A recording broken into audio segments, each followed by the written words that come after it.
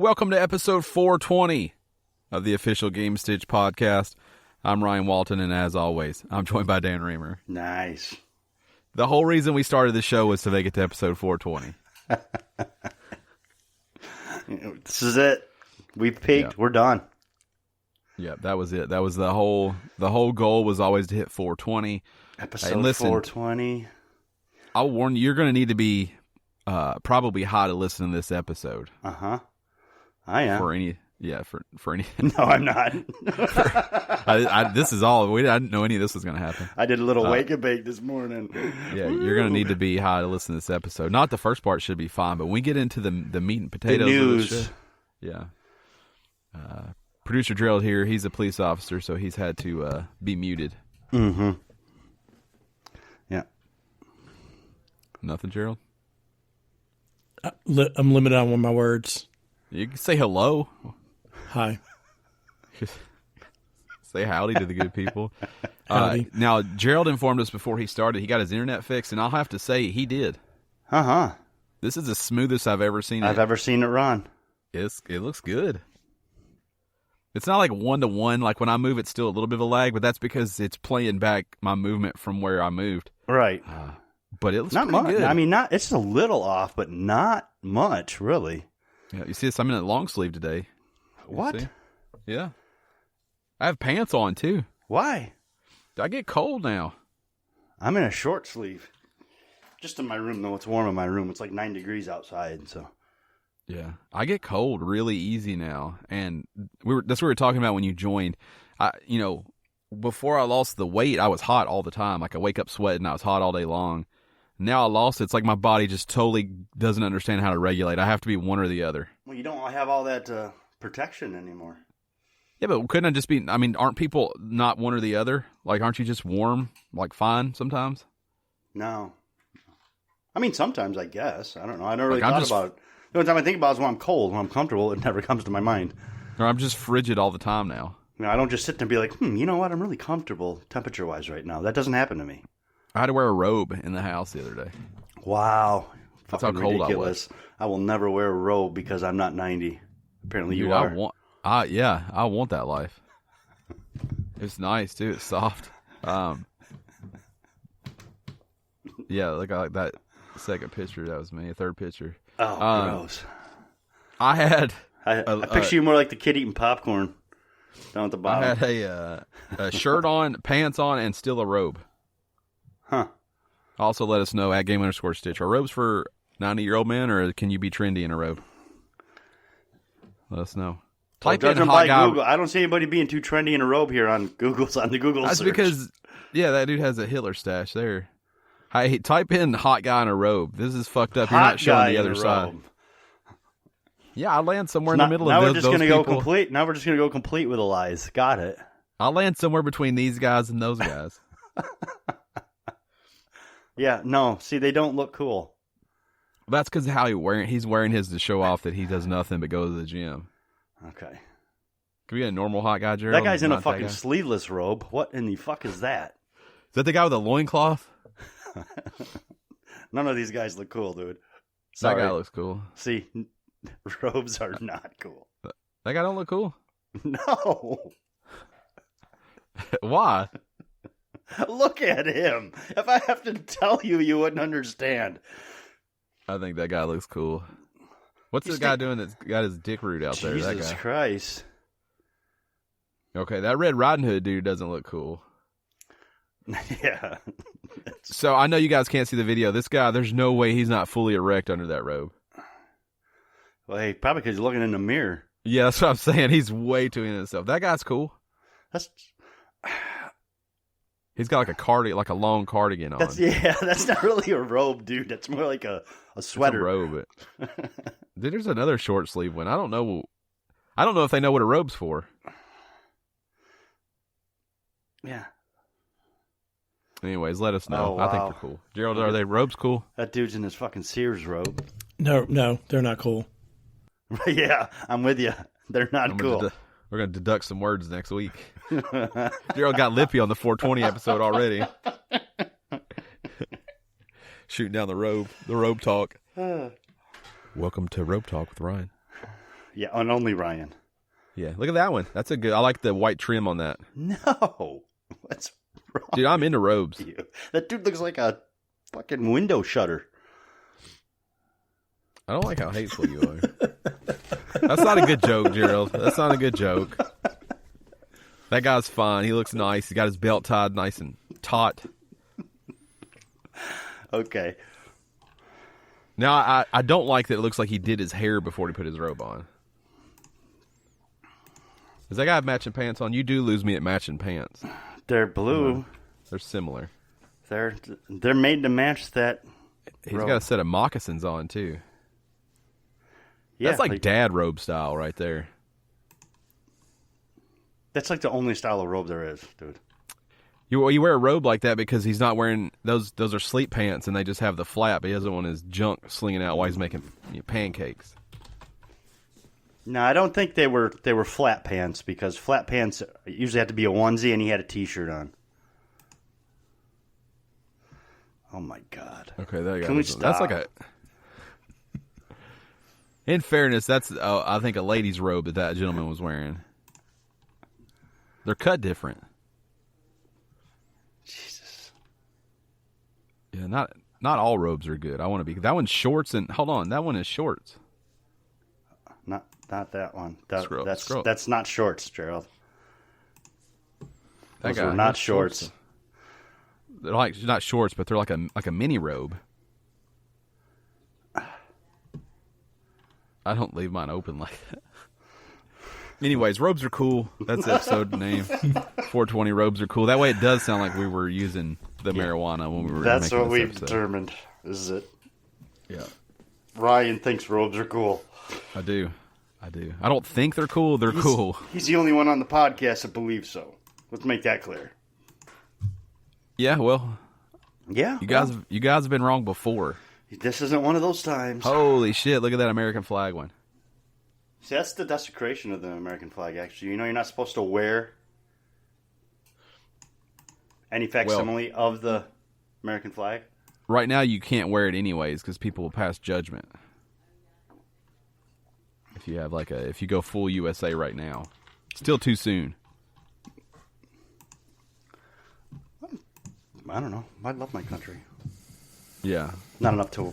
I'm not going to wear the flag because that's technically against the law, but... That's not how they're going to view it. I know. I'll wear the flag. I got some American flag trunks and some American flag shoes. Shoes are great. I think I've talked about them before, but one's red and one's blue.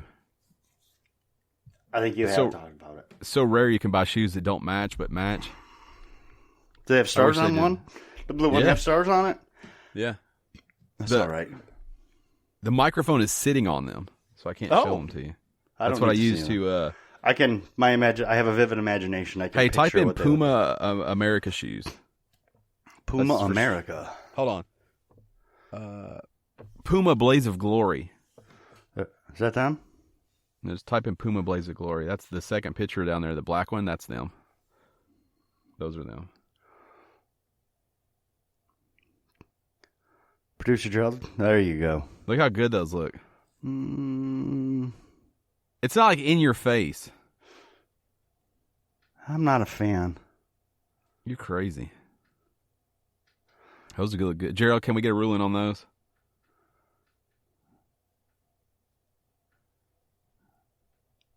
What do you think? They're not bad.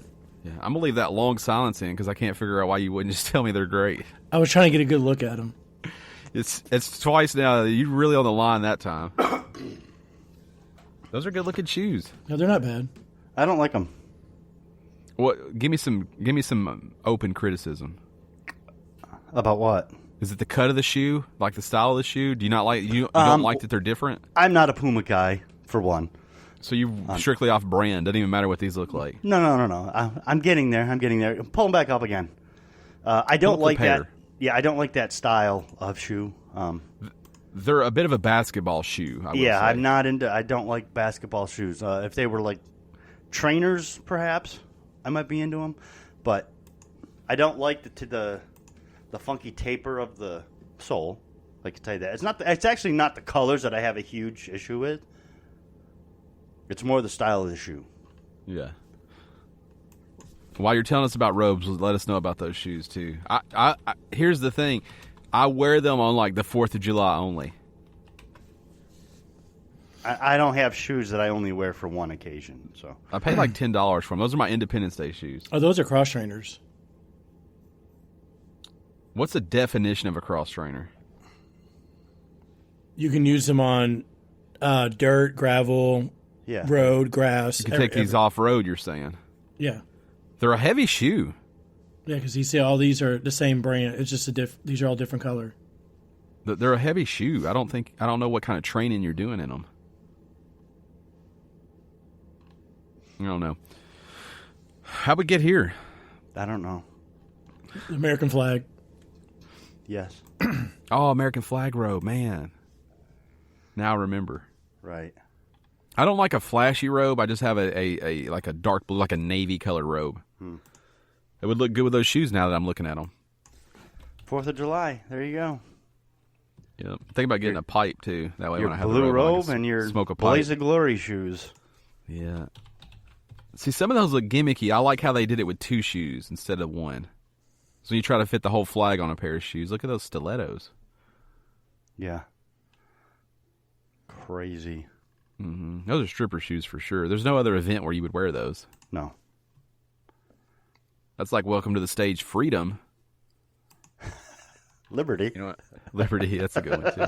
That's good. Gerald, give us one. Freedom and liberty have been used already. No? No, I got nothing. Nothing? Nothing. Justice would have worked. Yeah. Peace, you could have even gone with if you wanted to stretch it out a little bit. Yeah. Well, tranquility. That is not the United States. A good stripper name. To say, not the United States. Yeah, a little bit of a reach on that one. Yeah. A peace might have been stretching it a little bit too, bud. Just saying. Look, the peace is closer than tranquility. Okay. I'll give you that. Yeah.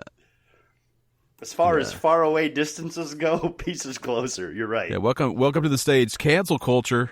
Mm-hmm. Doesn't really roll. No. Welcome to the stage, woke. Yeah. That's probably really happened. off the tongue. That's probably happened. We're You going to think so? stop You before. think there's actually been a stripper named Woke? Yeah, I do. And I think if we don't stop, we'll be canceled. We're probably on the line right now. Could be. I don't know. I don't know that we were making fun of it. I don't know that we're not. No, fair enough. That's true. I guess it's a matter of perspective. I don't know. I guess we'll find out. Did I tell you last week on the show that I fixed my refrigerator and or broke my refrigerator? I don't think so. Okay. No. I didn't, Gerald, you can confirm? No. You don't know which one you did, though. No, I do now. I didn't then. Okay. Maybe even been 2 weeks now. I probably didn't tell you because I thought I broke it. I didn't want to tell anybody that you're stupid. I don't want to air that out on the internet so everybody's like, we knew he was a moron, but now we know he's a moron. So I have a Samsung refrigerator, like a side-by-side freezer on the bottom situation. Yep, the French doors with the... Yeah, it's got a fancy name like that. Yeah. And so it has water and ice in the door. So it's not like a crazy refrigerator or anything. But the ice, ever since I had it, it's always it freezes up like instantly. Like the ice maker is void, basically. The whole thing just freezes up into a block and it can't be used. Into a big block of ice. Okay. Mm-hmm. And so I don't use ice, but other people do. And I had Googled before what the problem was, and apparently this is widespread with Samsung. There's 4 or 5 issues. 3 of them are very simple, and of course one of them is the route that I had to go. But basically, there's no silicone between your ice maker and your refrigerator because it's inside your refrigerator, and so the humidity gets in, the moisture gets in the ice maker, which causes it to freeze up. It needs to be airtight. Which doesn't sound like a big deal, except you have to disassemble your ice maker and then run the silicone in there, which again doesn't sound like a big deal, except for there's a coil that runs inside your ice maker that you have to bend down in order to get out. And if you puncture or break that coil, your refrigerator is trash, cannot be fixed. Throw it in the dump. Okay. And I elected to fix it for no reason because I don't use ice. Right. So could have used an ice tray and not risk my refrigerator. Needed something to do. Got it. I purchased the stuff to do it with like 6 months ago. You need food grade silicone. You need a certain kind. I watched a bunch of videos and then I never did it. And then it had been so long that I couldn't remember why I did it. So I pull up a video, start following the steps. And then I'm like, I'm 3/4 the way through the process of removing everything. And the guy goes, all right, this is the part that if you do it wrong, you'll destroy your refrigerator. So if you're not comfortable, stop now, get a professional. I'm like, this is why I didn't do it. This is why I ordered stuff 6 months ago and never completed the task because I got to that part of the video and was like, nope, not going to do it. So I bend it down, I get the ice part out, I seal it all up really good, put it all back together, bend the thing in place, snap the whole unit back in, and then it's a waiting game. Yeah, then it's just then you just pull a lever and go. Yeah, is my fridge never going to cool properly? Does ice maker still freeze up? Did I change nothing, or does it work perfect? So it's been, I think, 2 weeks now, and it works perfect. All right. Congrats. Congrats. Not a single freeze up. The refrigerator is intact. Is it smart? Is it a smart refrigerator? No, it is not. It's not connected, unfortunately, because everything needs to be, as you all know.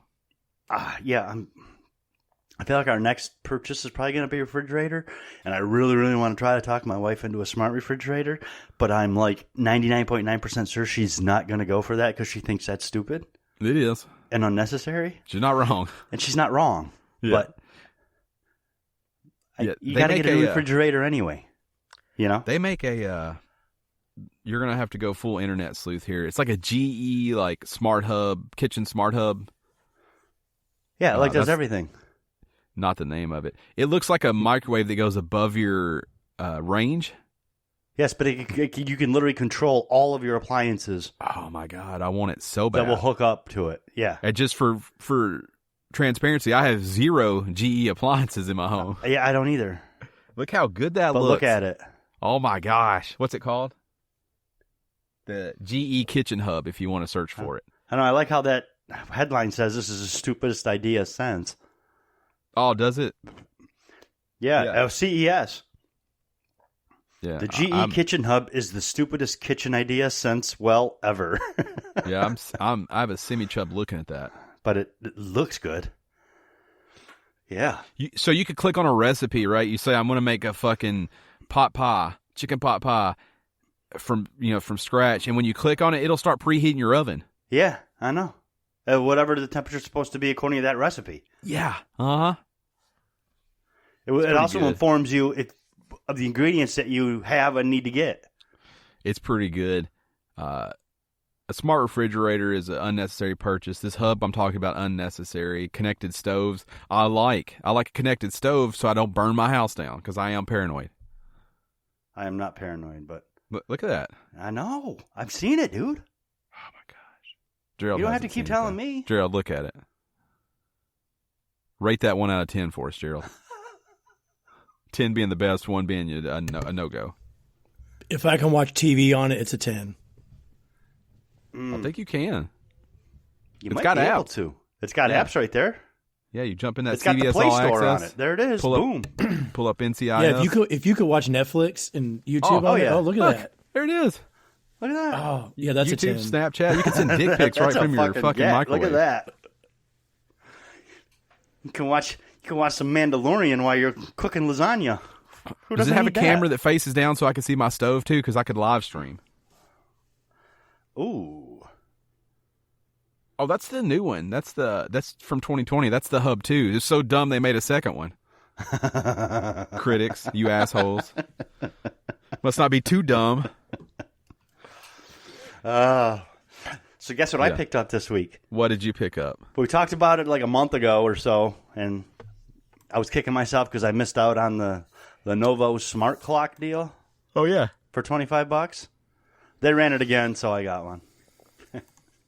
Same deal, 25? 25, yep. From Lowe's? From Lowe's. And because I've noticed when I wake up in the middle of the night, I either have, like my my Fit on, or my phone is on the charger. Mm-hmm. Well, I have a habit of when I'm bad about it because when I wake up, I'm like, crap, I woke up. How much time do I have left to sleep? So I want to know what time it is because I know what time I have to get up. Well, the less movement you have to actually make, the better off you are, the better your chances of falling back asleep. This is all in my head, by the way. I don't know if any of this is scientifically accurate or not. So I want to limit my movements to find out what time it is because I have to know what time it is. Because I have to know how much time I have left to sleep. So I had to get the clock because all I got to do is basically open my eyes and turn my head and I can see what time it is. Now, could you not? Do you have a Google Home or Echo in your?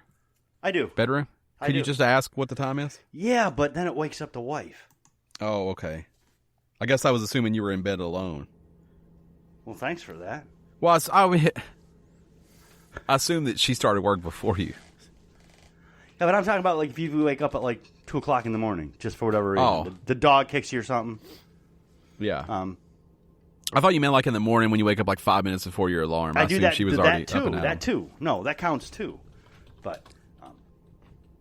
But no, she works from home. I wake up before her every day. Oh, see, I'm always alone in bed, so I can just say, "What time is it?" Right. Yeah. See, I can't. So I wanted that, and it serves all the functions of a Google Mini, of the Google Mini that I had in there. Only it has the temperature and the time on it. So where did you locate the Google Mini? I have no place for it right now. Oh yeah, you do. I'm There's thinking a place. It's probably going to go in the baby's room, and I'm going to get some. Because I still have a Philips hub set with 2 bulbs and a bridge. Mm-hmm. So I'm thinking it might have to go in there. Yeah. But I'm in the middle of doing some work on it right now. So. But you have one in the bathroom.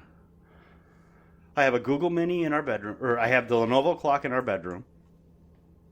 I have the Echo Show in the living room. I have the Google Home Hub in the kitchen.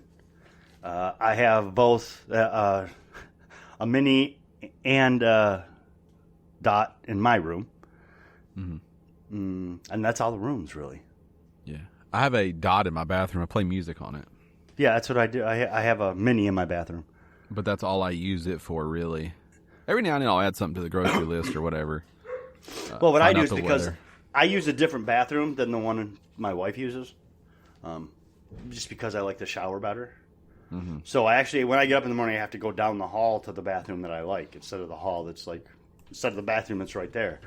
So what I'll do is I can get up and I can go in the bathroom and get ready and everything. But then I can come out and I can be like, hey, because now I got to go back into the bedroom to put my clothes on. You know, but I can be like, hey, Google, turn the bedroom up. Yep. Sorry, I don't recognize that. Yeah, let's get all that. Get all that on the. Yeah, I caught myself. I thought I did. I didn't. But Can I get some info on this device? I need to know what that is. It's a smart shower. I can basically tell it, turn the bedroom lights on 10% as I'm walking out of the bathroom. And or if you're having a bad day, cut them on 100%. Yeah, if I'm having a bad day or angry. Yeah, right. Yeah. The shower control panel. Yeah. $372. Now, I assume it also requires a lot of behind-the-scenes action because... Yeah, I'm assuming it's going to also require a $400 faucet and a $400 handle. And if you're currently tiled in, they'll have to destroy everything that you own. Right. I want the Moen kitchen faucet where I can say, just give me 16 ounces, and it's like, not a problem. Oh, you do, huh? Yeah, I want that. I like to be precise when I cook. That's a new thing, these steam showers. It's not a new thing, but it's like these little pods. I see them everywhere. I'm not really into it. Looks like a spaceship.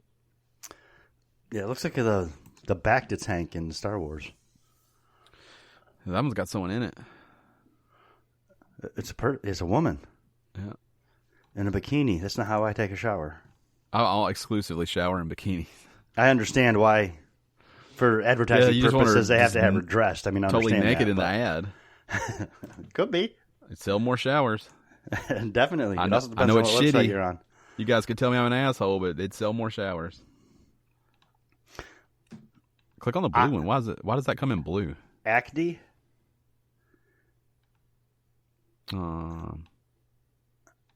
That's like weird. a stainless blue color. Cool.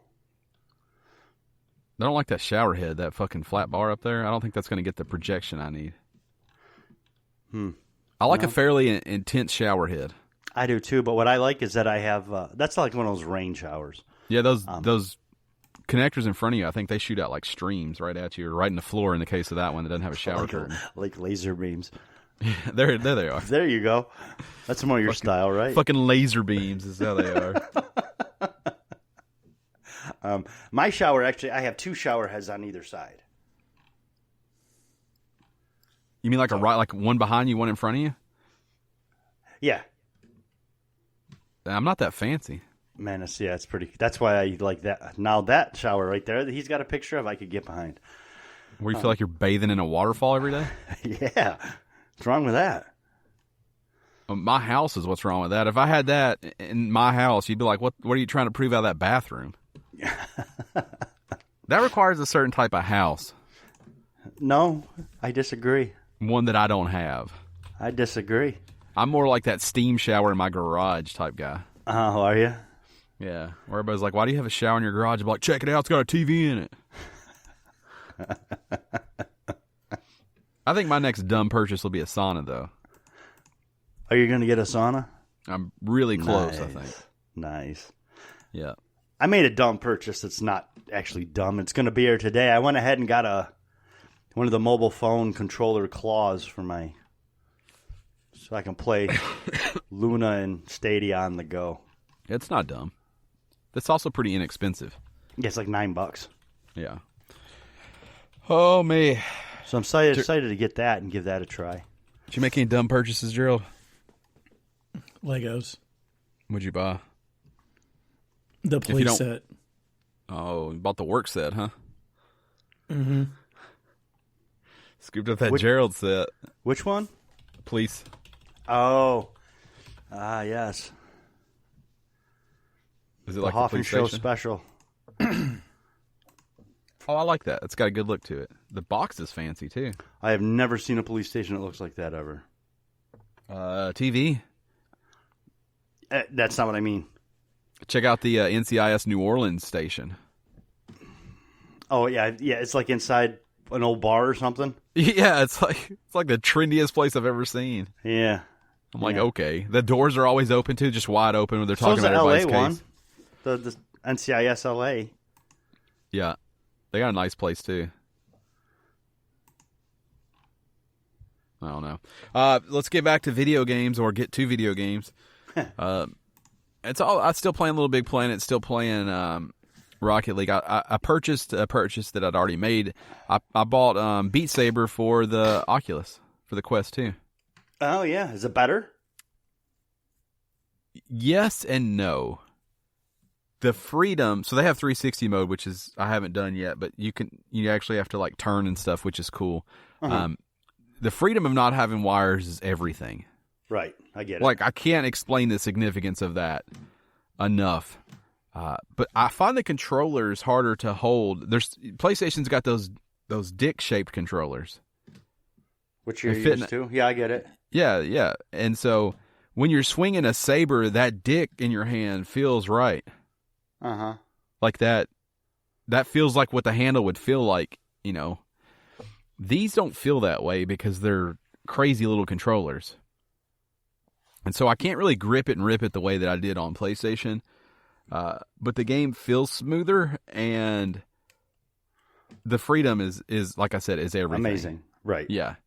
The problem is wires, everything on Quest is expensive.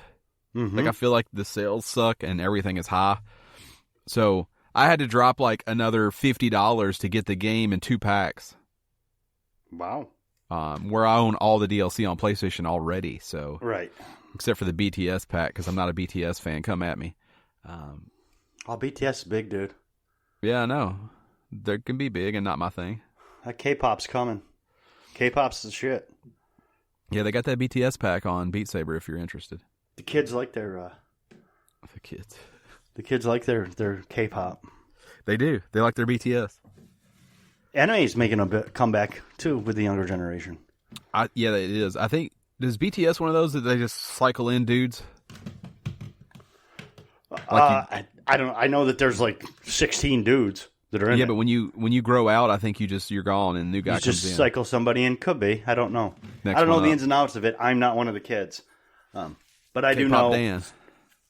I do know some of the kids that are into it, and I do pay just enough attention to be able to speak a little bit about it. You know, because we've got one of our best friends' daughter is 13 years old, and she's into BTS, and they were talking about, yeah, she's into that BTS. And I'm like, oh, she's a K-pop fan, huh? Well, how does she feel about anime? Oh, my God, you know about this stuff? I do. A little bit. You should show them your BTS back tattoo then. I should have, yes. Your full back tattoo. Yes. And my full run of the Attack on Titan manga. I should have done that, too. Yeah, you should. Check this out. If you think that's cool, check this out. You could have. Gerald likes anime. Yeah, I like anime. Or hentai, I should say. They're different. Those are two different things. Yeah, different. I misspoke what he's into. Okay, fair enough. I think I'm mixed up. Which one was the misspeak? I'll let you guys decide in the comments below. Like, there's no comments. Just trying to do the YouTube thing, you know? Yeah. Go ahead and subscribe and hit that notification bell. But yeah, so I played some Beat Saber. I love it over there. And then I started playing, playing is the wrong word. I started jumping back into GTA. Mm-hmm. And when I say jumping in, I literally jump in, collect my money that's owed to me from the Prime stuff and the PlayStation stuff and all that, whatever is going on. So I collect my money, and then I spin the prize wheel in the casino, and then I'll play blackjack for about 10 minutes, and then I'll log off. Like, that's what I do every time. Got it. Yeah. So just the smallest amount of that. That's really been it. I've been pretty boring on the gaming front. Yeah, sounds like it. Before you tell us everything you did, finally won a tournament in Rocket League. So yes, shout out to friend of the show, Marshall205, who was there for it. It felt good. I don't know that I've ever felt that payoff like that in a video game, like a competitive video game, ever. As winning the tournament? Yeah, I mean, we've been trying to win one for, I don't know, at this point, 5-6 months maybe. Mm-hmm. Not that long. 3 months. And we've been close. The finals, the championship is a 3-game set, so we immediately lost the first game. Again, we're playing with someone, the third, that we don't know because friend of the show, Pat Man, was a sleepyhead. So we're playing with a third we don't know, and he kept going AFK. There was a lot of stress. Anyways, we drop game 1, we win game 2, and in game 3 we go to overtime in the championship in game 3. Nice. And not just in overtime, like 2 minutes into overtime. So like a 7-minute game. Wow. So stressed out, but we won. Well, congrats, man. Yeah. Thanks. It was a big moment for us. Yeah. Sounds like it. Yeah. I wish I'd been live. I had a speech prepared. You know, it was a lot of hard work and effort went into it. And then you get a little title on your name that says Season 2 Tournament Winner. Ooh. Which is why I was in it. That's what I was in it for. I will never get that. That's true. That's true. I wanted to know that. Mostly because you don't play Rocket League. I don't play Rocket League anymore. I don't even play the PS4 anymore. That's true too. So before we get into it, I want to bitch about Sony's party system again. I've already bitched to Ryan about it this morning, but I want to bitch to Sony about it. Last night I was playing the Stadia, and I check my app every now and then, the PlayStation app, and I'm like, hey, look at that! Ryan and Howard are on the PS4. I'll go ahead and I'll just chat with them and continue playing what I'm playing on Stadia.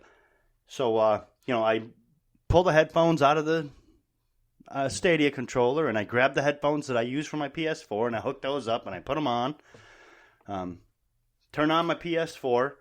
We'd had a power outage, so I had to wait for it to cycle through everything that they said was broken and lost. Rebuild the database. Yeah, all that good stuff. I'm like, cool. So I apparently, because I haven't been on PS4 in so long, I've forgotten how PS4 works. So I pop over and I'm like, cool, party. Boop, boop, hit the buttons, and there are no parties for you to join. And that's when it clicks. Fuck. You can't just join a fucking party anymore. There's a whole rigmarole you got to go for. Fuck this shit. Hold down the button long enough to get the power off sign, and away we go. Pull out the headphones, put my old headphones back in my Stadia, and keep playing. I really wanted to chat with them guys. I do not want it to become a fucking process. I got enough fucking processes in my life, Sony. I don't fucking need another one to hang out with my friends. Fuck you. Now, if you're out there screaming that if he was in the party, he could just join, like, the reason everybody's not in one party is because I didn't want everybody to have to get alert every time we play. Since mostly it's just the three of us. So I didn't want to be that asshole that's sending out an alert every time we play. So there's no good way to alleviate it.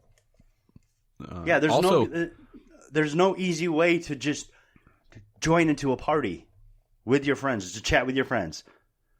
When you get a PS5, they call everything friend related a game base, and I hate that name too. Yeah, that's stupid. That doesn't, like, to get to your parties, you have to go to Game Base. To see who's online, you have to go to Game Base.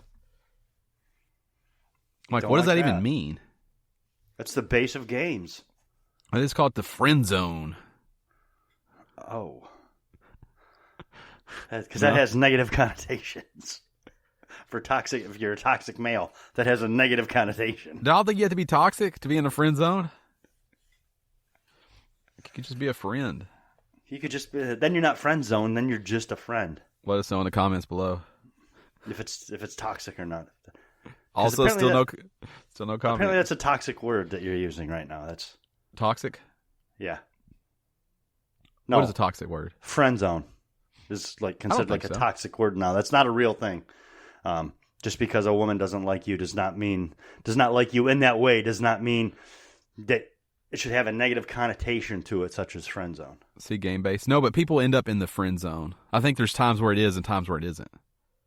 I would say that's probably true. Yeah. Hey, I want to tell you something dumb I did. Okay. I got that CBS All Access. That's not the dumb part. It is, but it isn't. Oh, my God.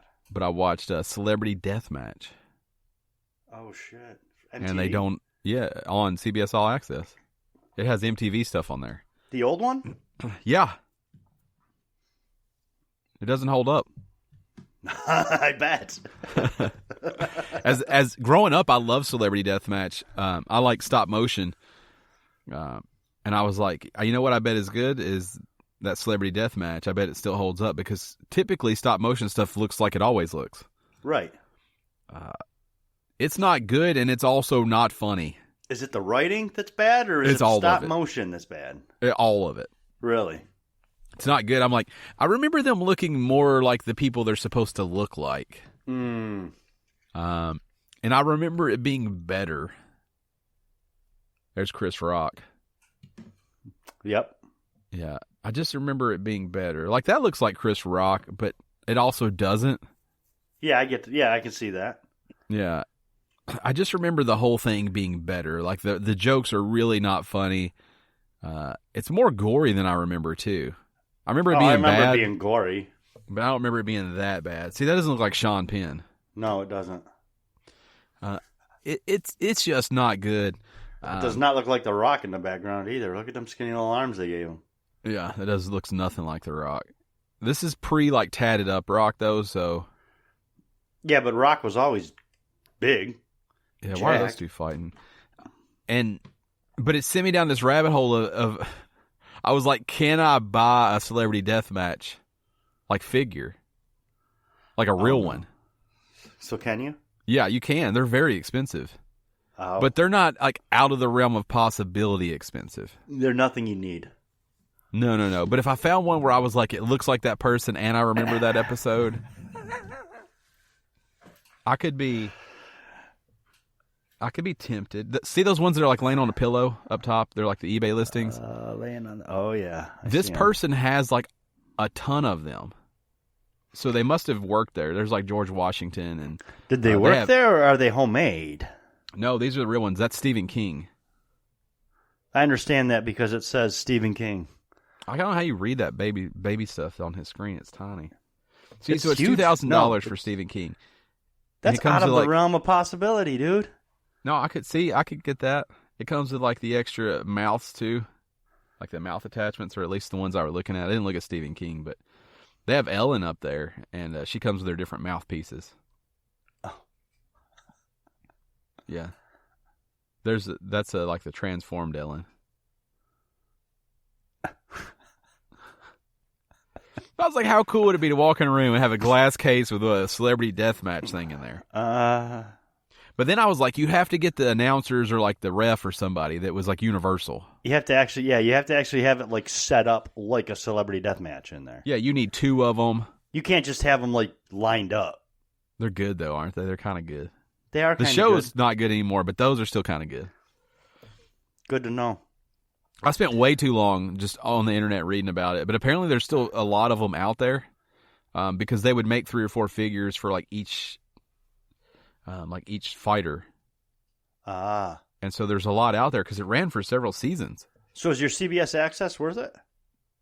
CBS All Access? You like NCIS? It is. Oh my God. That's the only reason you have it? Yeah. Okay. I did the free trial, but then that ended, and now I pay for it. It's what is it? $5 a week or something, or $5 a month or something? No, I think it's higher than that. Oh, $8? I think it's like $15 a month. Is it that much? I'm not qualified to say. Holy shit! I got that HBO Max going too as part of my TV subscription. How much is it? Oh, I don't even know what I'm talking about. It's $5 a month. Yeah, that's what I said.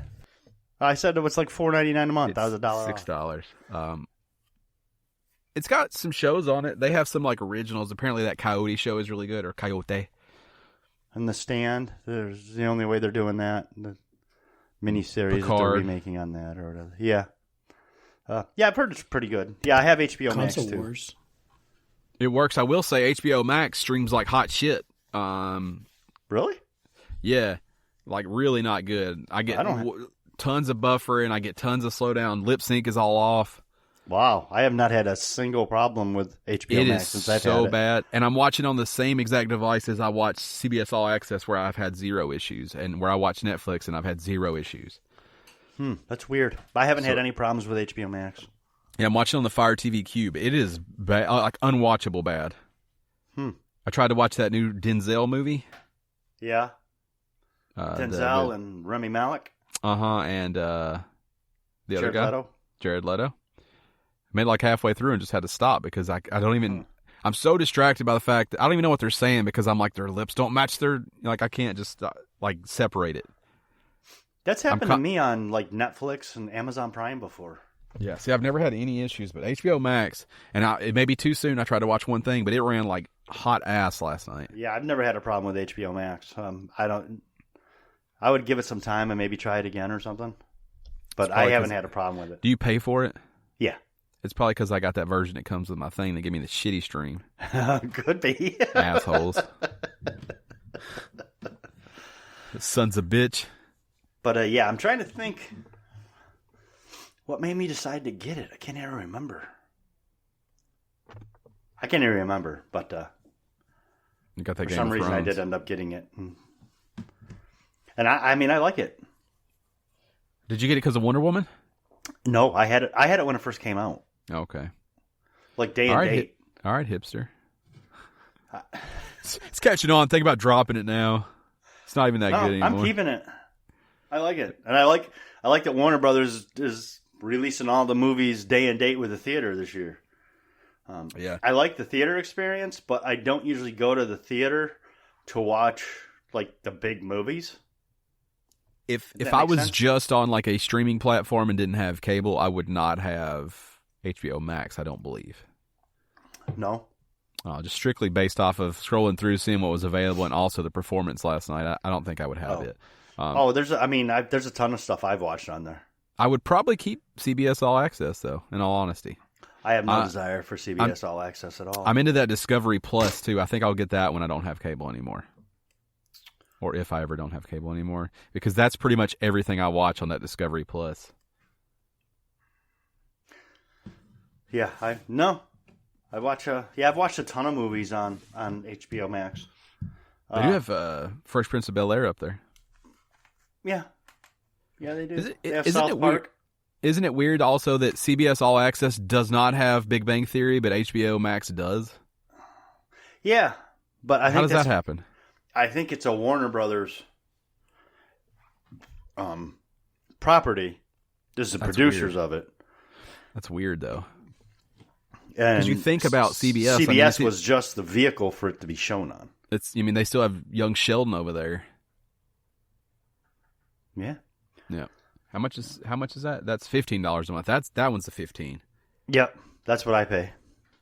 Yeah, that's $15 a month. So I've got let's see. So as far as my streaming goes, I've got Disney, Hulu, Amazon, HBO Max, and Netflix. Those are my streaming services that I have to watch movies and TV. Yeah, it gets high when you have a lot. It's still not as much as cable would be. Sometimes cable's cheaper when bundled. I'm not going to talk about it because I may or may not work at a place. Full disclosure that offers that service, but yeah, if they would, I'm telling you, if the cable company would just do a la carte, I'd be all in. Just and it's never going to happen. Unrelated to my profession, I would say always look at how many streaming services you have because they do add up really quickly. I mean, you're over $30 between HBO and Netflix. True. Yeah, it jumps up really quick. Gerald, do you have cable? Yes. There you go. Are you you have streaming services as well, right? Yep. There you go. Do it wrong like I do. I have both also. Just do it the absolute wrong way where you have the two ways to watch the same thing. Yeah, I just have streaming services. So yeah, I mean they add up to about $60 a month. Yeah, but there's a lot of stuff that we watch is not on the streaming services yet. So, and I don't miss anything that's not on cable. I'll go out on a limb here and say if you just dropped everything and only had one thing for 6 months, you wouldn't miss anything because that's just what you know. Could be. People just get comfortable in what they know. If what you know is only having Hulu, then you're fine. Yeah, you're right. Yeah, you just got to, except for shitty internet. You don't ever get used to shitty internet. I mean, Hulu is totally worth it. And the reason Hulu is worth it is because a lot of stuff the next day after an episode of a new show you can watch. See, I don't watch anything on there. My wife does. My wife watches watches have it, Hulu. so I had it for a long time, but I don't have it now. So I could say I don't watch it, but maybe I don't watch it because I don't have it. My wife watches Hulu a lot. My wife mostly watches Hulu and Netflix, and I mostly watch Disney, HBO Max, and Amazon. So I'll tell you, as someone that doesn't have small children around, I don't see the value in Disney Plus at all. Strictly paying for that to watch The Mandalorian, I think, in most people's case. Because you're not a Star Wars fan or anything like that. I mean, I don't want to watch that same shit that I've seen a million times. Oh, I do. I mean, there's 7 seasons of Clone Wars to go back through. I'm never going to watch that. Right, but I see someone like me is. Yeah, so I don't see the value there at all. I think the Disney the Plus, ESPN Plus, and Hulu combination for the price that it costs is interesting. I think that's a pretty good value. I want to get the Peacock network, whatever they call it, the Cock, because I want to watch the new Saved by the Bell. But how much is Peacock? You see, I don't feel like I need to see that, so. I just need to see it so I can get it out of my system. Right, see, I don't have it in my system. There's a 7-day free trial. I should just get that and cancel it. Yep, it's $5 a month afterwards. $4.99 or $5? $4.99. What does one watch on? Go back up a little bit. Yeah, I'm not gonna. Oh, it's got the. I think the Paramount just moved over there, so you could watch. What's that show? So Kevin Costner. Yellowstone. Paramount yeah. is on CBS All Access. When I log in there, it says Paramount coming soon. I thought it was going to Peacock. I don't know. Maybe they're going to everything. Maybe. Because I don't see anybody getting the Paramount because it's literally just to watch Yellowstone, which is excellent. I've heard it's excellent. I want to it's so watch good. it. Oh, you should watch it. I figured you'd already seen it. No, I want to watch it. Oh, it's so good. It's not available on any of the things that I have. Yeah, you have to buy it on Prime. Yeah. It's high, too. It's so good, though. How do you watch it? I bought it on Prime. Oh, you went ahead and spent the money, huh? Yeah, and then I recorded the current season on DVR once I caught up. Oh, because you have that with your cable. Yeah, there it is right there, Yellowstone. Yeah, how much is it? Is that Amazon? It's $5 a month. No, he's still on Peacock. Yeah, see, Peacock doesn't offer a lot. The cock. You could get it and watch. I love Songland, too. If you've never watched it, it's amazing. What the fuck is Songland? It's where the songwriters write a song in basically real time. It's super good for an artist that records it right then. Huh. It's really, really good. If you like to see how the sausage is made, that show is pretty awesome. Interesting. American Pickers. Ooh, Airwolf. See, why is American Pickers on there? I don't watch American Pickers. I don't watch that shit. I don't watch any of the reality shit. I don't know why. I love reality. I don't watch the Below Deck though, and I fucking people hate talk reality. about that show. Yeah, so I want to watch the Saved by the Bell reimagining, and I would urge people to watch Yellowstone. You could burn through it in 7 days. You'd have to be hustling, but you could get through that show. I don't know if emotionally, if you want to get through that show in 7 days, but you could. Yeah, I've heard. Yeah, I want to see Yellowstone. So I'm thinking about just buying the DVDs sets. They're good enough they're good enough. Rather than, because eventually they'll go on sale for $15 for seasons. It's one of those shows you watch an episode and you get done and you're like, fuck. Gotta sit down for a second. Fuck. Yeah, I heard it's very emotionally draining. Yeah, it is. There's so much going on. It's let me think of a way. It's Longmire meets Son of Anarchy. Yeah, see, I can get behind that because I love Longmire. Yeah, it's really like those two things mixed together. The amount of shit that happens, you're like, this is unbelievable. Did you watch Longmire? Yeah, I did. I enjoyed it as well. Yeah, it's one of my faves, man. Did you watch Sons of Anarchy? I can't get into Sons of Anarchy because I don't care about bikers. I've never cared but when about I watch it, I'm like, gangs. this is unbelievable. And I don't mean wow, that's unbelievable. I mean it's legitimately unbelievable that this amount of crime happens. Oh, yeah. It's not believable that they killed 35 people and no one's in jail. Uh-huh. Every episode for how many seasons? You get some real vibes. It's not that kind of stuff in this, but you get some real vibes. You're like, that's not believable. It's so crazy, but I don't even care because it's so good. Yeah. Yeah, I'll find a way to watch it. Shout out to Kevin Costner. He loves a Western. He's good in Westerns, man. He's just good. You could have just stopped it. He's good. He is good. He's good. He is. I'm a Kevin Costner fan. I've always been a Kevin Costner fan. He's I wish it wasn't on Paramount, to be honest with you. So more people could see it? Yeah, because I feel like it's not going to get its dues over there.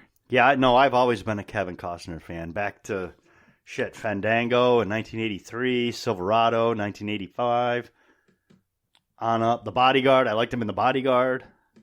My favorite Kevin Costner movie is Tin Cup. Tin Cup is good. Dude, Tin Cup is so good. It's not, but it's so good. Tin Cup is a good one.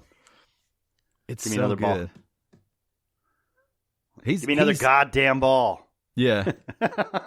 Dude, the cast of that movie is insane. He did have a run there of some movies that they didn't consider to be great, but I think Waterworld holds up over time. Oh boy, people really took a turn on Waterworld. Yeah, I saw that in the theater, man. I didn't think it was as bad as everybody thought it was. Oh, Mr. Brooks was good too. Did you ever see that? Is that the one where he's a serial killer?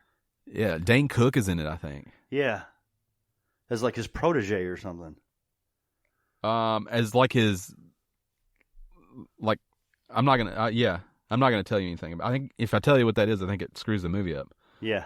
It's 64 years old though, so if you haven't seen it, you're probably not going to.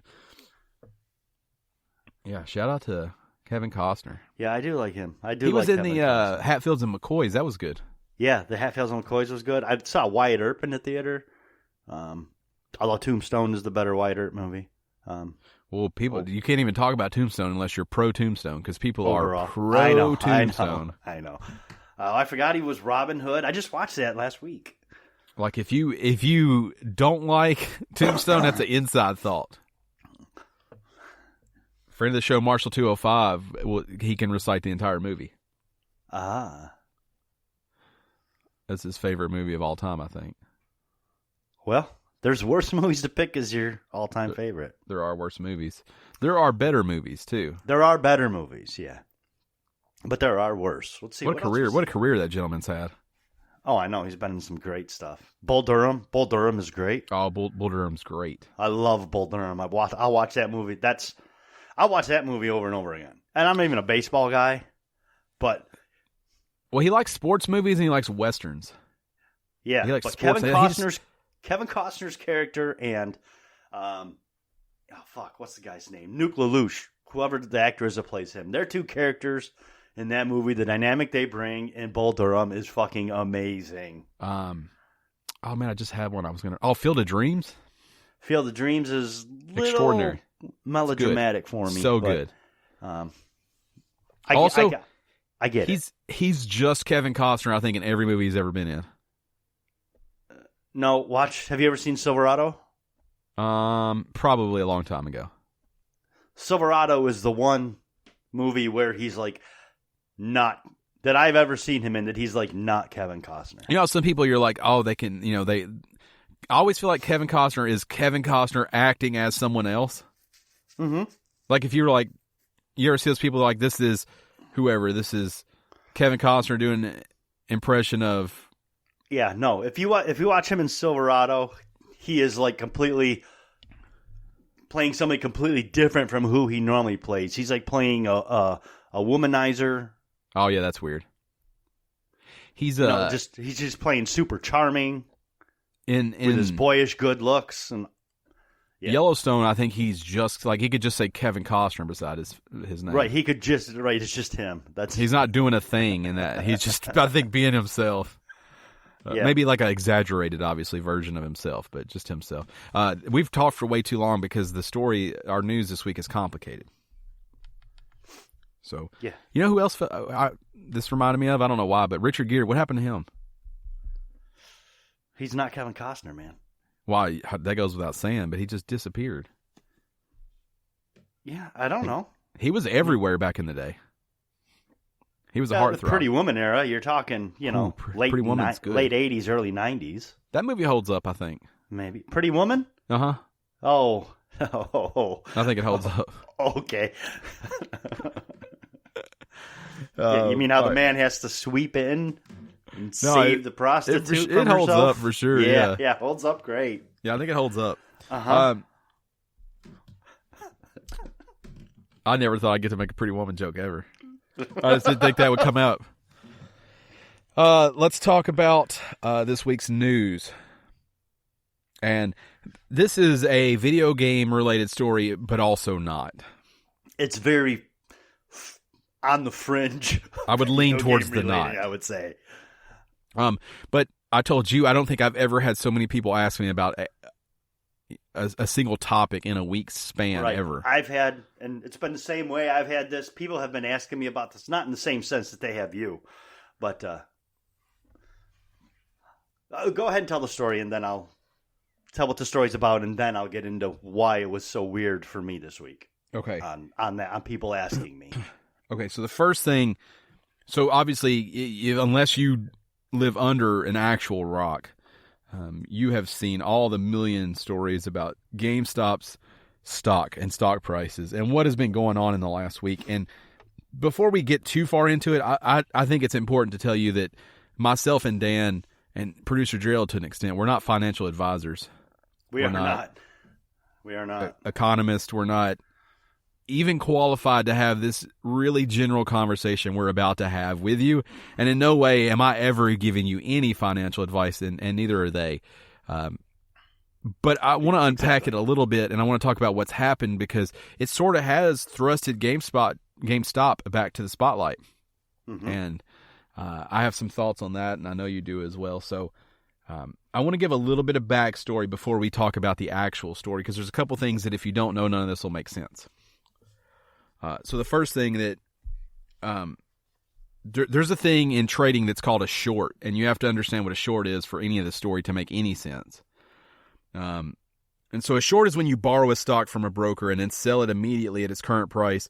Then you hope the stock falls so that you can buy it back and then keep the difference and give their stock back. So to make that simple for you, let's say Dan has Uncharted 4, mm-hmm. right?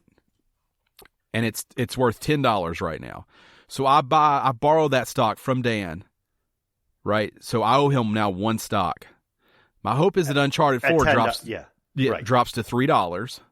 So that, because I've sold the stock already, I have $10 now. I don't have the stock anymore. Right. My hope is that it drops to $3 so I can buy it back, give it to Dan because I owe him a stock, and then I made $7. Right. Right. Does that make sense to everybody? Like, does that make sense? Is that an easy way to explain it? I shorted that stock. I bet against that company. It's the opposite of what you always think of when you think of the stock market. You're not buying hoping it goes up. You're buying hoping it goes down because you've already sold that stock. And so that's how this story sets up. Important note to the story. I think it's important to note that, as a general rule, only brokerages and firms are allowed or capable to bet against the stock, to do a short sale like that. Yeah, and when it's also they're not going to short like Tesla. Right. Or like, Amazon. Like, they're shorting companies who they're pretty sure are going to fail. You're betting against them. Yes. The difference between, like, normal trading and a short is that there's no cap on how much money you can lose on a short. So it's very high risk, high reward. Mm-hmm. In that, if I put in $500 on a stock and the company goes belly up, I lose $500. If you short a stock, you can lose, as you're going to see here, lots and lots and lots of money. So you have to know what a short is, and that's what gets this whole ball rolling. So how do you want me to just go through everything that happened? Yeah, I'll interrupt you if I feel the need. Okay. Or if you can chime in on something if you feel the need. Producer Gerald, you as well. But just roll through the story until one of us has something to say on that story, I think is the best way to do it. Okay. So, So you know what shorting is. So here's what happened. A lot of people felt like GameStop was being overshorted and undervalued. There's a lot of different factors on why maybe people thought that way. But anyways, there's a subreddit called Wall Street Bets. And there's a user of Wall Street Bets who, for a long time, has been beating the GameStop drum on undervalued.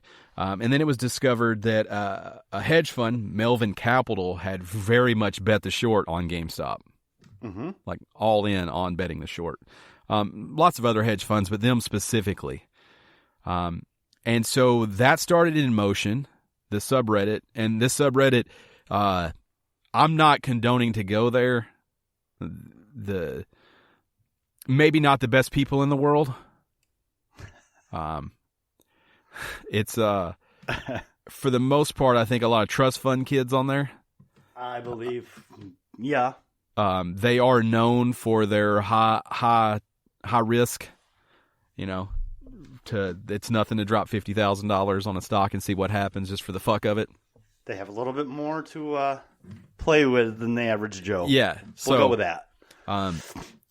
But a user, Deep Fucking Value, had been beating the drum. So he discovers, or I guess, I don't know, depending on how you read the story. Anyway, some group of people discover on Reddit that Melvin Capital is all in on the short, and they decide to create what is called a short squeeze, which is where you do the opposite. It's where you take a short and you squeeze them into having to buy their shares back at a higher price in order to not lose everything. Right. And the way you do that is by buying the stock up. So here's where we're at so far. Let me interrupt for just a minute. No, you're good. So this Deep Fucking Value, since 2019, has been investing money in GameStop, thinking that it's incredibly undervalued. He finds out he is an investor. Okay, he is one of those people. He's not an average Joe. He is an investor. He finds that these companies, particularly this Melvin Corp? Melvin Capital. Melvin Capital has decided to short, thinking, in other words, they feel that GameStop is going to fail, which is a company that he has been investing in, thinking it's going to not fail. So he rallies his guys on subreddit, rallies all these people, these, as Ryan put it, trust funds kids, to essentially, since these people have borrowed stock, hoping to get it at a lower rate, what he's trying to do is rallying these people to buy GameStop stock so that the people who shorted it will have to owe money on the stock they give back. Yeah, so when I borrowed Uncharted 4 from Dan and I sold it at 10, my assumption is that I would never have to pay more than $10 for it. Right. If it becomes $50, I still owe him his Uncharted 4.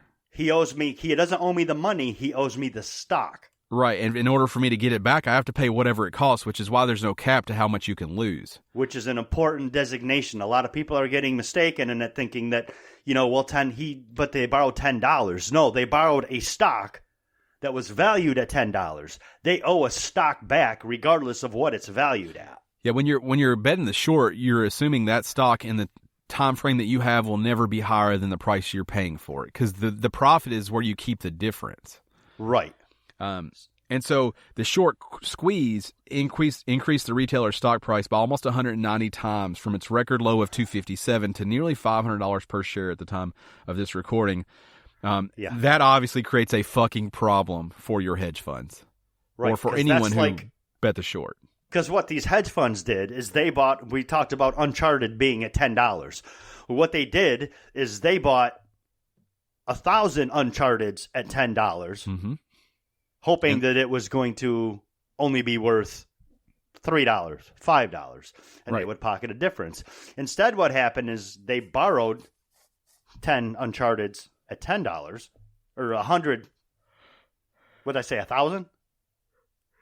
I don't know. It doesn't matter. Yeah, they borrowed 1,000 Uncharteds at $10, and now they have to pay back 1,000 at almost $500. Again, it's not the money.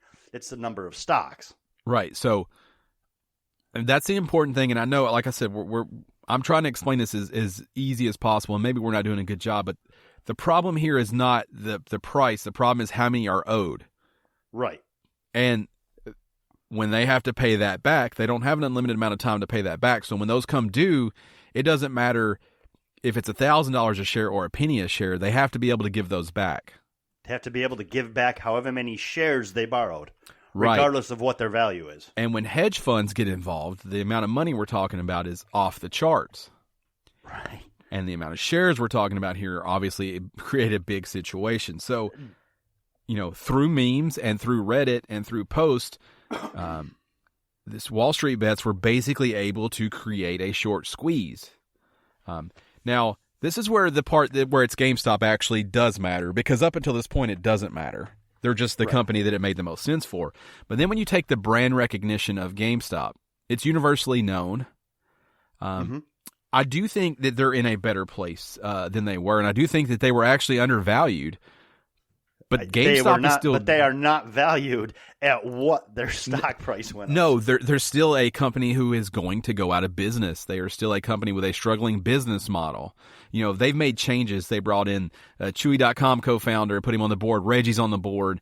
They've obviously flipped the script on some of their plans for the future and changing up the way their stores looked, and we've talked about that. They're partnering with Microsoft. Partnered with Microsoft. The COVID has been very bad for GameStop. Yes. Malls are dying. Gatherings are dying, and COVID makes it impossible to go to those venues in a lot of cases. So they're not in good shape. At all. So it only sort of matters that it's GameStop. GameStop is very memeable. The reason that it matters, like you said, it's memeable. It's brand recognition. Everybody knows what GameStop is. Everybody knows what GameStop does. Yeah, so I if would you're wager that there are a number of people who at some point have shopped at GameStop. If you're not educated to know that GameStop is spiraling, and someone says, hey, they're undervalued and these people are making millions of dollars, all you got to do is buy GameStop. People are like, oh, I know GameStop. Right. So it does matter that it's GameStop, but it doesn't matter that it's GameStop. And I say that because everyone who's come to me is like, you play video games, this GameStop stuff's crazy, isn't it? Oh, see, I've gotten it different. Everybody knows that I play games. They do. What people have done is they have come to me and they're like, hey, you play games. You know what GameStop is. What's going on with it? And all of a sudden, I'm like a financial advisor because I know what GameStop is and I play games? No. This is a stock market thing. This isn't a GameStop thing. Yeah. And to be clear, I am more comfortable talking about robes than I am GameStop. Just so everybody knows, because no one on this show is qualified to have this conversation with you. But if I picked any other story to focus on this week, I would have been a raging asshole, because this is the only thing that has mattered on any website. Exactly. And you're talking, and that's GameStop is, even though it's a failing company and it will go out of business, it's still failing, just to be clear, and we'll get to that.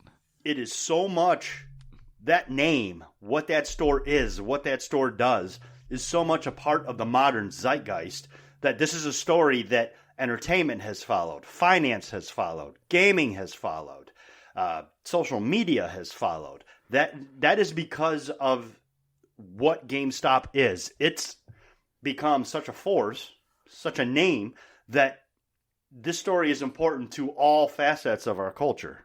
Mm-hmm. So we would be remiss to not talk about it. And so right off the bat, it's compelling because it's the brand recognition. It's GameStop. Right. And there's a certain vibe in this David versus Goliath thing that's happening. The little man is taking the power. Taking on Wall Street. Yep. And also, you can watch The Big Short if you've never seen that movie. A lot of this stuff would make more sense to you. And that's also a good great movie. Yeah. But okay, so there's brand recognition. There's the little man winning, and again, not little man when you look at where maybe like I am and the money I invest. You know, these are people who do that. In this case, little man is what we call retail investors as opposed to investment firms. Correct. So it's a compelling story, and then it gets more complicated by the fact that it would appear on its surface like Wall Street is doing everything in its power to block this from happening. Mm-hmm. Which brings us to when stock starts to soar, then suddenly these brokerage firms start shutting down your ability to buy and sell GameStop. Particularly buy. This isn't exclusively to GameStop. This was happening with multiple companies. We're going to focus on GameStop because it's more game-related and because this is the big one. Right. But yeah, so your TD Ameritrade, Charles Schwab's were like some of the first ones off the board, not letting you, I think, make any moves. Or you could always sell, I guess, because that's becomes a real issue. But you couldn't buy anymore. But the one that really kept this story in the news and fueled the fire even more was Robinhood. Before we continue, I think we have to note that both of us are Robinhood users. Sure. We both use Robinhood. I should have said at the beginning also, neither of us own any, or nor did we own any GameStop stock, but we both worked for GameStop in the past. Yes, that's very true. Gerald, Gerald previously had GameStop stock, but before all this mess exited. Is that correct? Correct. Yeah, just sort of transparency. He also worked for GameStop. Yes. But there's no financial gain in us having this conversation with you, and we're not trying to drive anything. I'm just trying to explain the story in maybe a way that makes sense. Mm-hmm. And so Robinhood is a free-to-trade app. I mean, there's some stipulations there, but we'll call it that. And again, David versus Goliath. Everyone's trading on an app called Robinhood. Like the story's just setting from the rich to give to the poor. The story's just setting up to become this amazing win for the little man.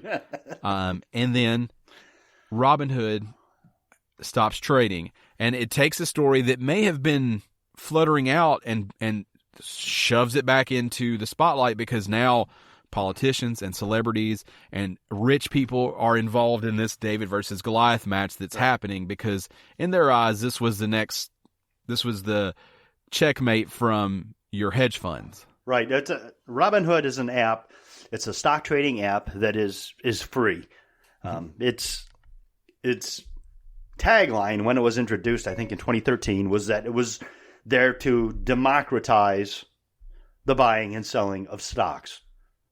Not leave it to just Wall Street, but to allow just regular people to invest as well. That was the whole point of Robinhood. Yep. And again, there's a lot more to all of the aspects we're talking about. Like we're trying to go as surface level as possible. Yeah.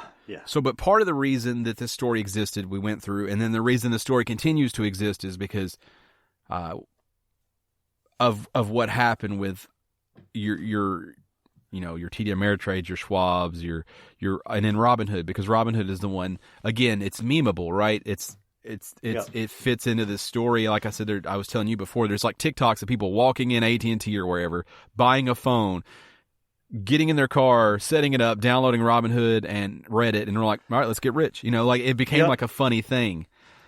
So when you took away people's ability in their eyes to become rich, that boosted the story. Now, the internet has also... Robinhood did the same thing. They certain stocks you were able to sell, but you couldn't buy. They put a block on selling. Yeah, so they blocked it. The second day, they changed it from a full block to a limit. But I do believe the limit buy initially was 1 share. Yes. So you could only buy 1 share of, say, GameStop if that's what you wanted to do. I don't know what it's... So this show will come out on Monday, which is the 2nd of February. Mm-hmm. The market will be chaos on Monday, February. Yes, it will. The 1st. Or 2nd, whatever day I just said it is. Just so you know. Shit's about to get wild, probably. No, the 1st. Sorry, tomorrow's the 1st. Yeah, shit's about to get wild, probably.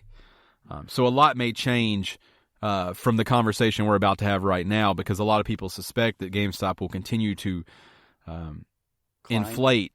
But the part that I think it's important that we do this story is because this bubble will bust. It's called a short squeeze because you're squeezing it, but it pops when you squeeze it real hard. Yeah, there's a reason it's short. There's 2 meanings to it. It's not just because you're trying to short a stock, but the fluctuations are short. Yeah, so if you squeeze something really hard, it pops, and that's what will happen. So GameStop will tumble. Their prices will tumble, which is why in all of this, GameStop has had zero to say, because it doesn't actually have anything to do with them. Right. They could throw a party and celebrate, but it's all for naught because it doesn't change GameStop's stance. Now, the benefit that they have is they probably won't drop quite as low as they were. Right. But they're going to tumble down. But they're going to tumble far from where they are now. Yeah. And so... this is a tall mountain. To circle back to the original story, Melvin Capital, who bet the shorts and then got short squeezed, they exited GameStop, I think, on January 27th. And they lost how much? But that led to losses that are above $13 billion. Billion. Now, there's lots of stories that said that, this Wall Street bets were able to bankrupt them. So they didn't bankrupt them. They were able to cover their loss. They did borrow money. That's the other thing is that you beat the hedge funds, but then the hedge funds are able to get more money and then sometimes bailouts. Right. There's like no win here except for the people that got rich. The problem is the screenshots of people like Deep Fucking Fake where you can see, $27 million in his Robinhood account. Right. That's the problem is because people see that and are like, well, I've got a couple thousand, I can make $1 million. And unfortunately, the bad side of this story is going to be all the people who lose money. Right. Which is going to be a thing. It's going to be all those private people that are jumping on Robinhood now to... This is a very particular thing, that happened with a very particular company at a very particular moment. Mm-hmm. This is not the regular way things happen. There's a reason most people had never heard of Wall Street Bets before, and this is a long-term thing that they do. Right. It caught fire at the right time with the right company, and this is such a bizarre situation, and it has the rest of the market sort of fucked right now. Right. because all the volatility is a concern. Now it's a Right. concern to the hedge funds, and I don't know that this is much of a concern to the little people. I mean, let's face it, people like you and I, the stock market doesn't affect us like it does brokerage firms. And volatility is uncertainty in the market.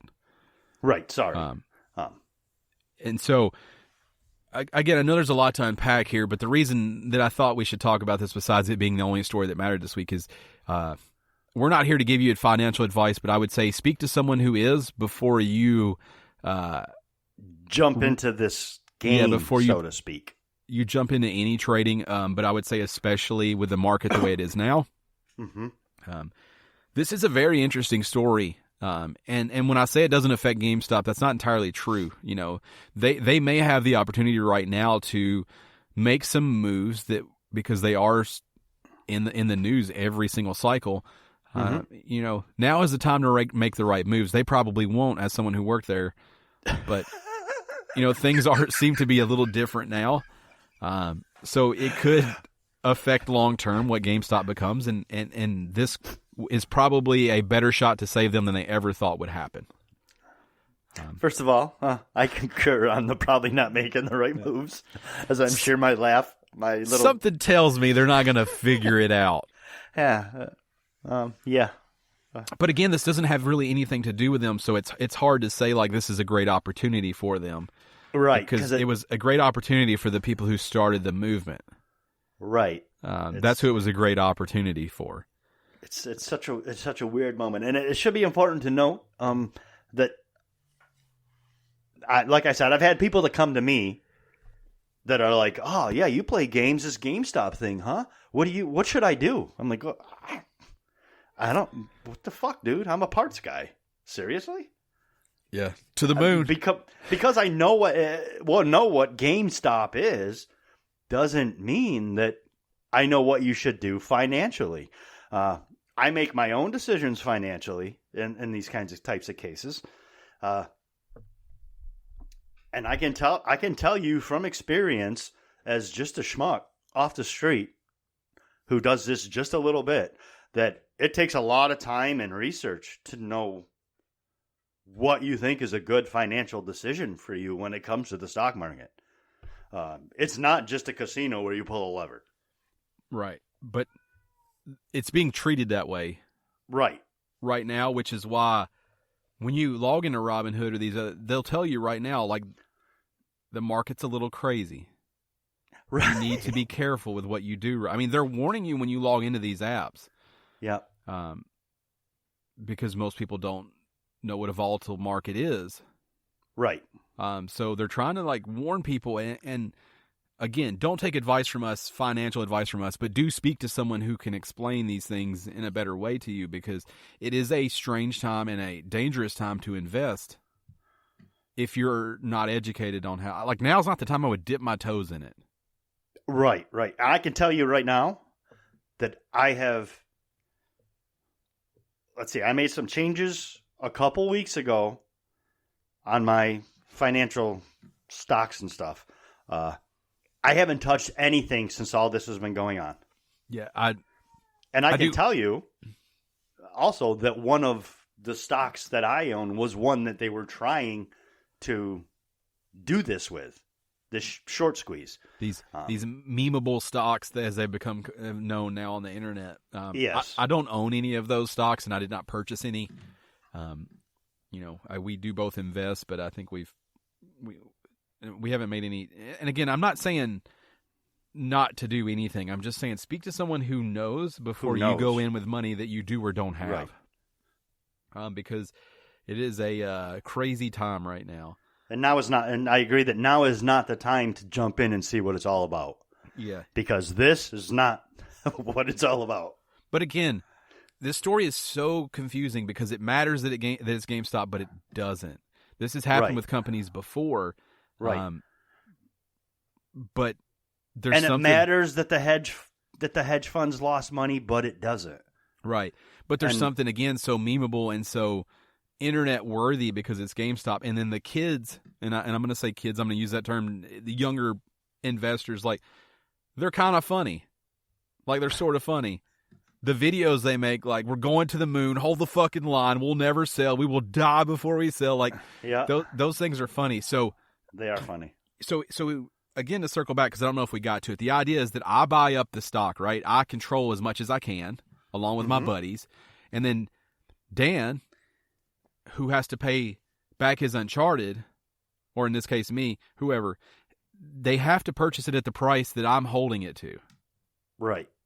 That price drives up and up and up as people get into this thing.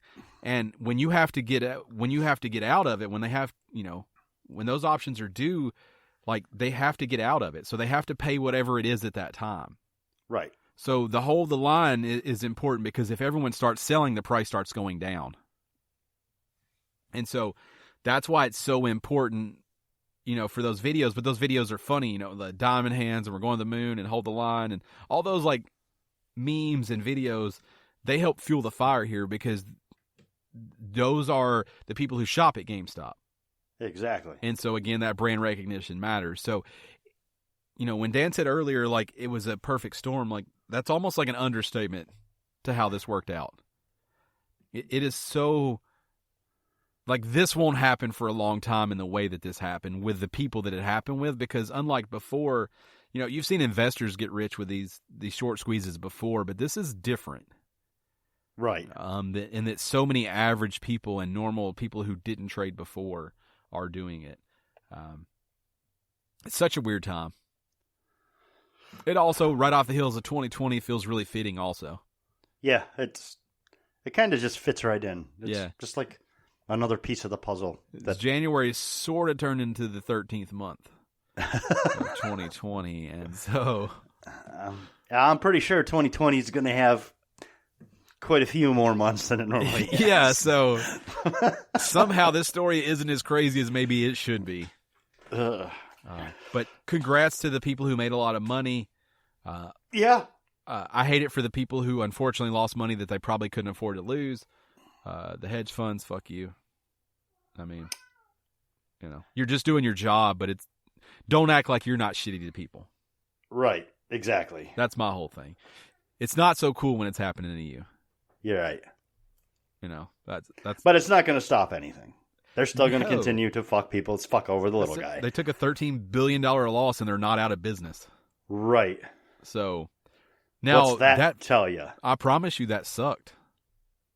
Like, I promise you it wasn't a good week over there. No, but they're going to survive it. Tell me they're going to make it. They're too big to fail, so to speak. Isn't that what we found out in 2009? Yeah. I mean, this is very similar to anyone who went through that kind of stuff too. Mm-hmm. But again, not so memeable. This is like just super internet worthy. Exactly. And the fact that it like perfect comes from storm. Reddit, and it's just like the whole everything about it is so like internet, and so like 2020. It's just wild. Exactly. Yep. But yeah, invest smart. There's a reason a doctor sends you to a nutritionist, because that's not what they do. And there's a reason a podcast about video games is not going to tell you what you should do with your money. You should talk to someone who knows. Which is also not the guy at work that plays a lot of video games. Right, exactly. Hey, so you shop at GameStop, right? What should I do with my savings? Yeah. Like, yeah, that's not... I don't know. Pre-order a PS5? What are you fucking asking me right now? What? Right. Like, Animal Crossing's hot now. Like, I don't know. What the fuck? But yeah, those are... Yeah, those were my conversations. Yeah. I mean, people legitimately, I think if I was like, yeah, you got to buy, I think people would have... I think they would have. Yeah, me too. I do too. Scary. Never, if you're listening to this, never come to either one of us or Gerald for information on what you should do in the market or with your fucking money. No. I'm not. I'm the guy who bought a free game. I'm the guy who bought a game he already had just to get a free controller and game system that he didn't need. Yeah. Every episode since we've had a Patreon, we've said donate money or not. Right. I'm not even comfortable to tell you to give it to us completely. So definitely be smart. I'm pretty sure most weeks we've talked about a stupid way we've spent money Yeah. or we're considering spending money. Yeah, Dan started the show by telling us about it. He's got Fair that enough. Lenovo smart clock that he was been trying to emotionally needing. recover from for 6 months. He was finally able to ease that sorrow that he had. But yeah, it's this story is super interesting, and it's probably not done unless something drastic happens. I don't, we're gonna keep trying this one news story. I kind of like it. Yeah. So it probably won't be what we talk about next week, and it probably long term it may not come up again for a while or ever. We do need to figure something out though, because with just the one story, we tend to run a little long. Yeah. Well, I've been running along my whole life, so No, you haven't. You've just been lied to a lot. I think here's the thing. Here's what we're doing, and the lies are fine when they're about that. When we know we only have one story, we feel more confident that we don't have to cut the front part short. But the whole idea is that we could talk about the one thing longer. But it's not, yeah. Instead, we're just cutting nothing short and going twice as long. The concept's already working against the execution. Right. Which is also something I've heard my entire life. Uh-huh. So, yeah.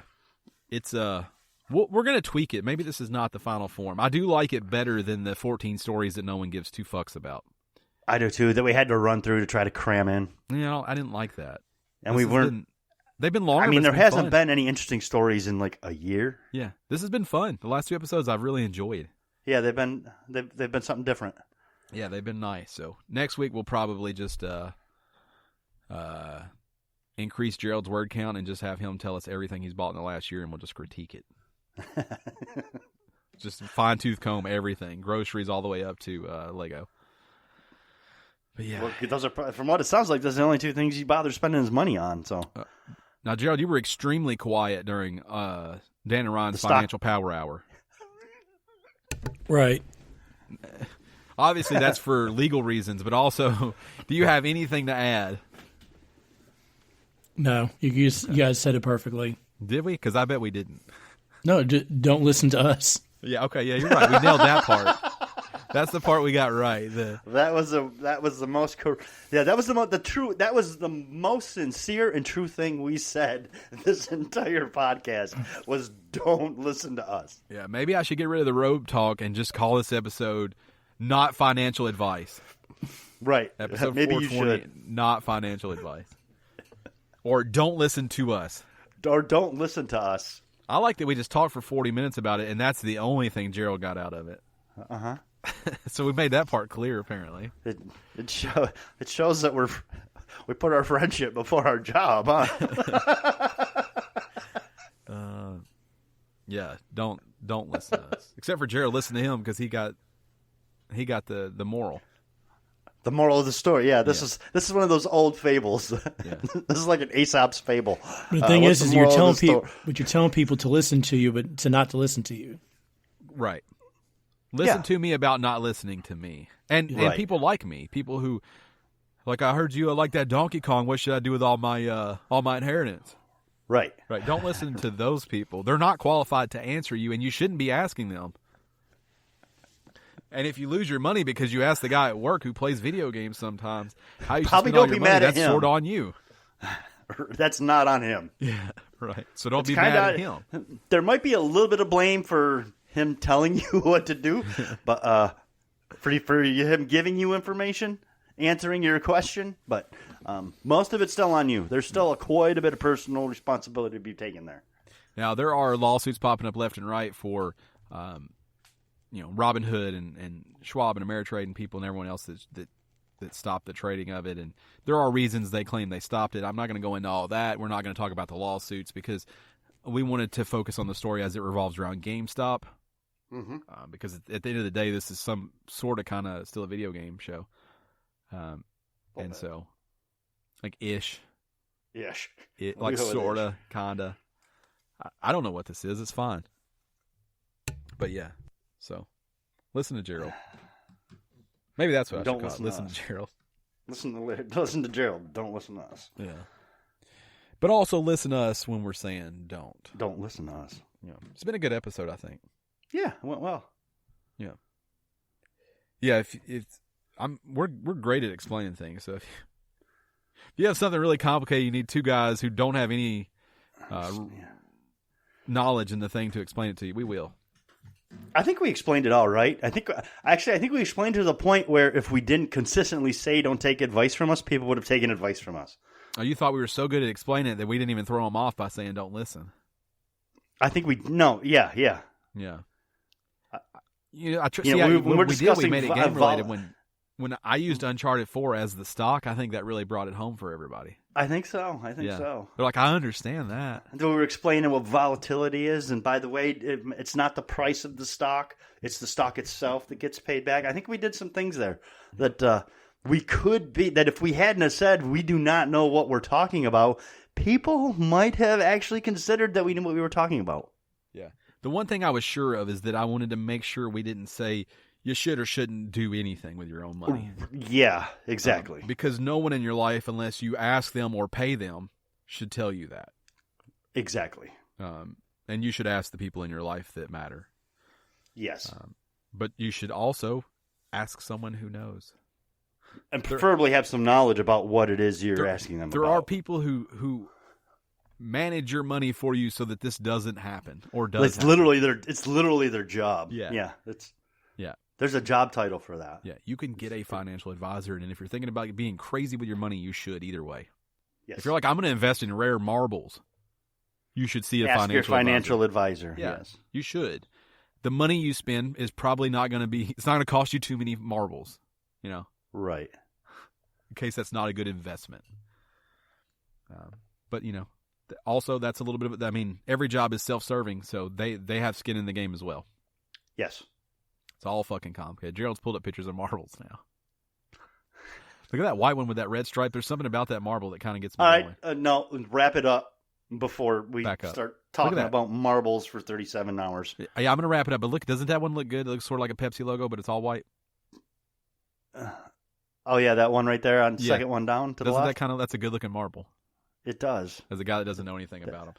This has been episode 420. Now you know why we said you probably needed to be high out of your mind to listen to it. Because we were going to try to explain the weird financial times with GameStop. But yeah, so hope you enjoyed it. In month 13 of 2020. yeah, that's also a good show name. But if you want to support us or not over at patreon.com, you can do so. Again, if you don't have money, then don't give us any. But if you do and you want to, it's your choice. We're glad to have you, just like we are friend of the show, Thomas, friend of the show, Mike, and friend of the show. I just blanked out. Zach. Why couldn't I think of Zach? I don't know. You were all about the old Zach attack earlier with your Peacock TV. Ooh. I just shortened that to the cock. I'm only going to call it the cock now. Okay. NBC, streaming on the cock. Make sure you do that in public when you're talking to strangers.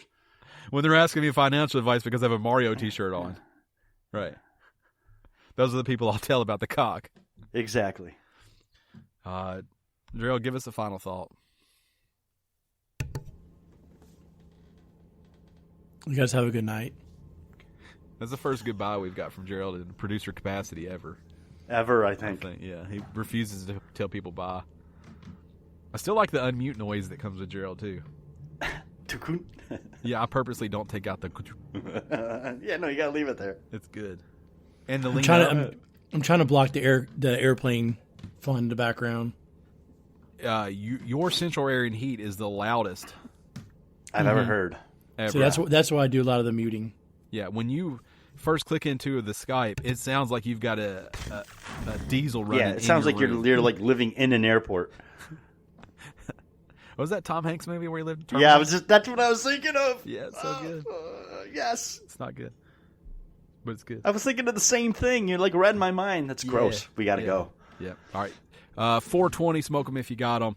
Thank you, Mike, Thomas, Zach. We appreciate you guys. Also, not giving out drug advice. Just saying. Or financial advice.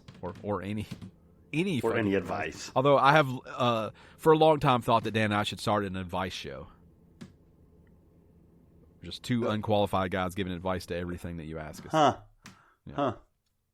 Yeah. There might be some merit to that. We'll have to talk about that off the show. Let us know what you think in the comments below. We're gonna go.